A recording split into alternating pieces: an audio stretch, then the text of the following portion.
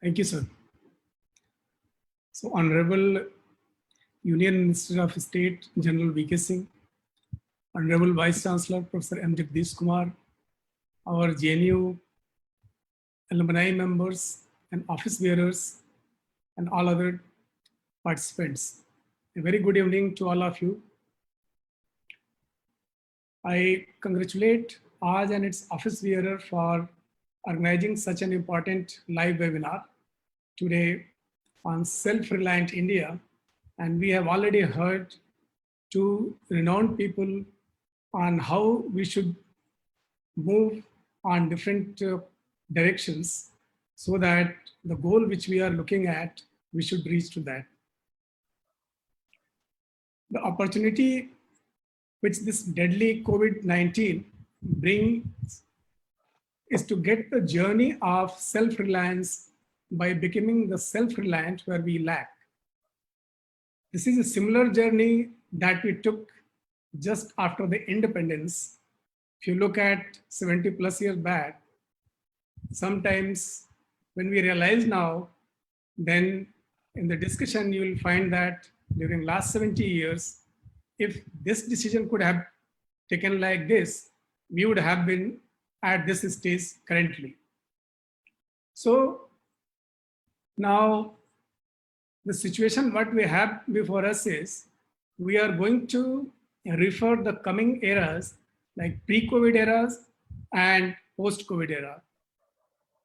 And once we look at this, then we have to be ready for the change.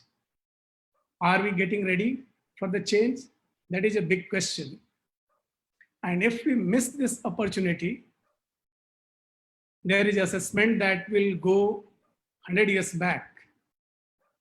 But if you become self-reliant overall in many sectors, including social and economic spaces, by creating job opportunities in manufacturing, services, and other sectors, then we will be the Vishwa Guru in real sense and the preserver of Vasudhaiva Kutumbakam for our global presence. That is our target. And we have an enriched history of 5,000 years of a great civilization and the knowledge. So the history is going to be created, and this is courtesy to this unwanted virus. If you look at our population, 60% population is young and they have a lot of aspirations. So what we are providing to them, that is a big challenge to us.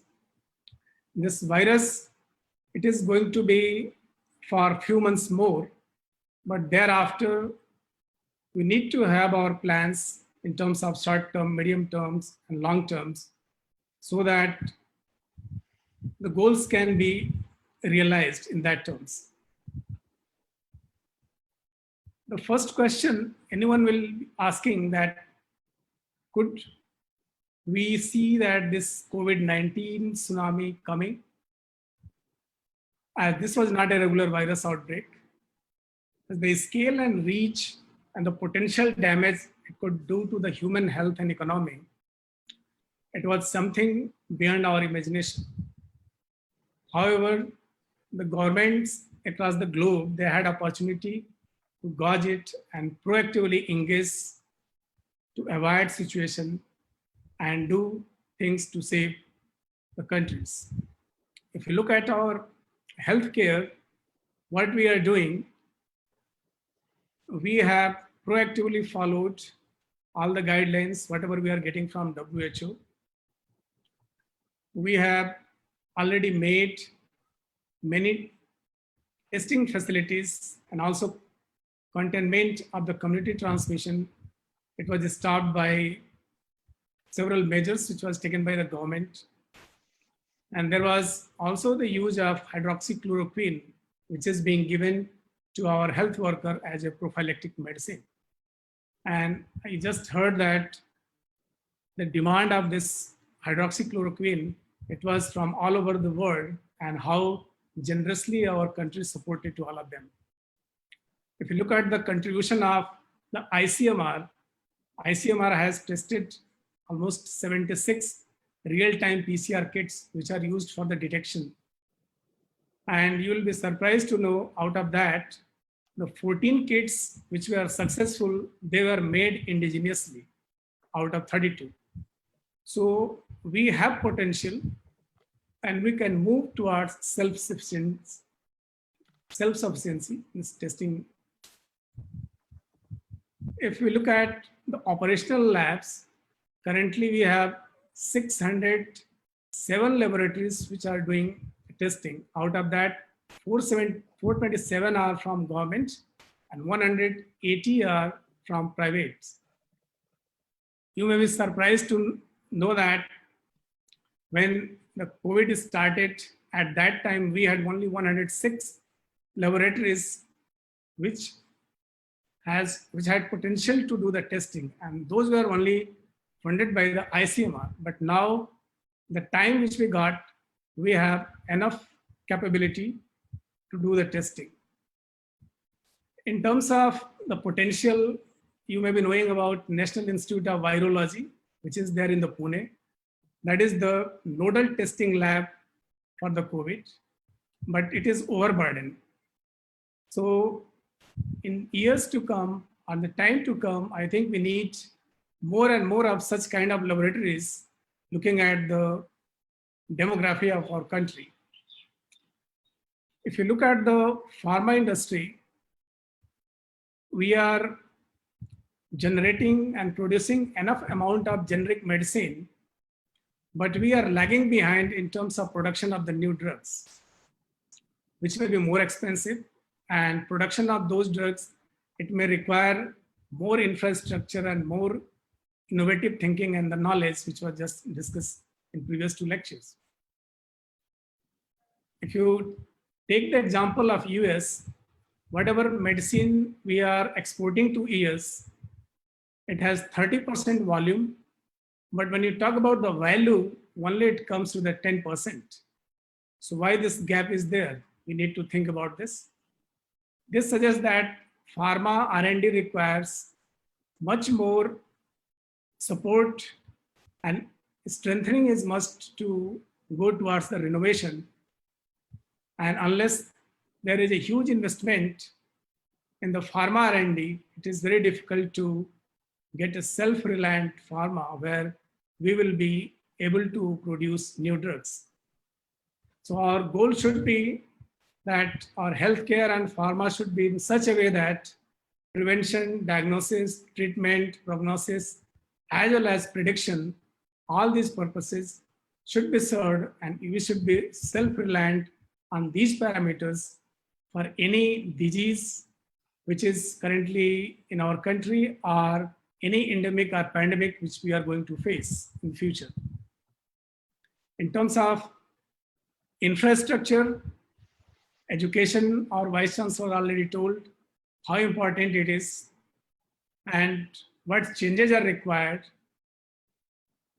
I think, in my opinion, the technical education, it is the way how it is going to be forward and how the technology is being used for delivering the education. That is also going to be the key. In the education, if we can have some kind of a structure where at least few years of the students, they should be committed for the country, or they should be dedicated for the nation. That will be very important to utilize their training and the potential, whatever they have received. It should not be focused only on the financial well-being, but it should also be focused on the mental well-being. The social science and natural science, if you talk about, it has to be collaborative. Both are inseparable, and now the science should be social. I'll again emphasize that science should be social. Scientists should not see that they are different and they are doing very different work what the social scientists are doing. So there is a very important need that collaboration should be there to deal with various challenges what we are going to face. And also, if you look at the education, our system is mostly modeled on the basis of European and American system.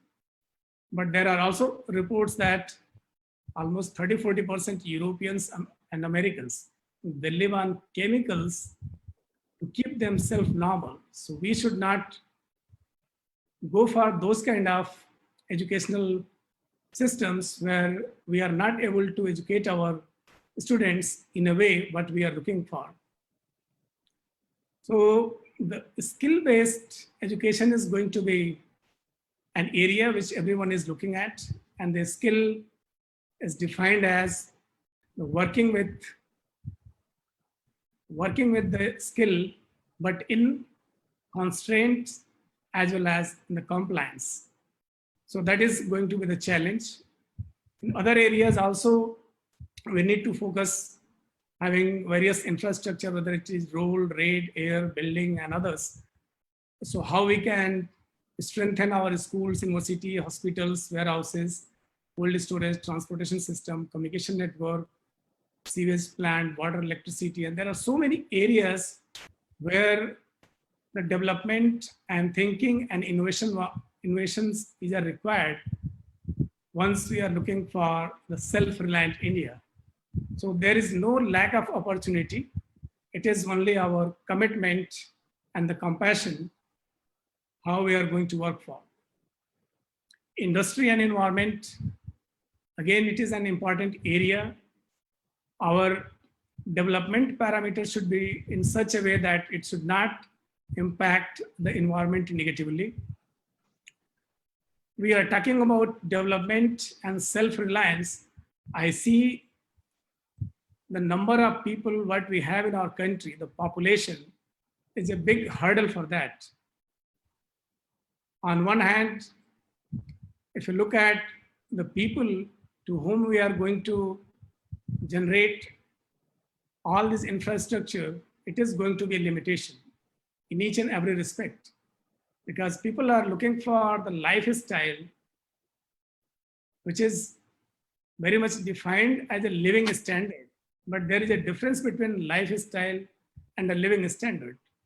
People are mostly going after materialistic world, and if we try to provide all the facilities and the living standard what the people are having in United States, the calculation is that we need at least 6 same size of Earth on the planet on which we are living. So this is a limitation before us. So looking at this, I think our lifestyle, it should also change. And focus should be more on the quality of life, not on the living standard. So the happiness quotient as well as satisfaction quotient, this should also figure in the evaluation. And once we focus on this, I think we'll have a more progressive ideas and development in our limited resources, what we have in our country. Finally, I'd like to conclude with the limitation, as I said, our resources. We all hear about the reduce, reuse, recycle, refine, and redistribute. I'll just pinpoint on the redistribution, that when we're talking about growth and development, it should be redistributed all over the country. It should not be focused on only some areas. Otherwise, unless we have the balance in those areas, again, we are going to see those problems which are going to be generated in a concentrated manner. So we have to focus on how to avoid those things which are going to harm and also affect our healthy lifestyle and our health. So our mantra should be to have a good health, and our aging should be a healthy aging and a disease-free life. So our life, unless it is independent of medicine, it is not going to have a proper healthy life. So I think we should focus on this also. With this, I'll stop here. Thank you, Jai Hind.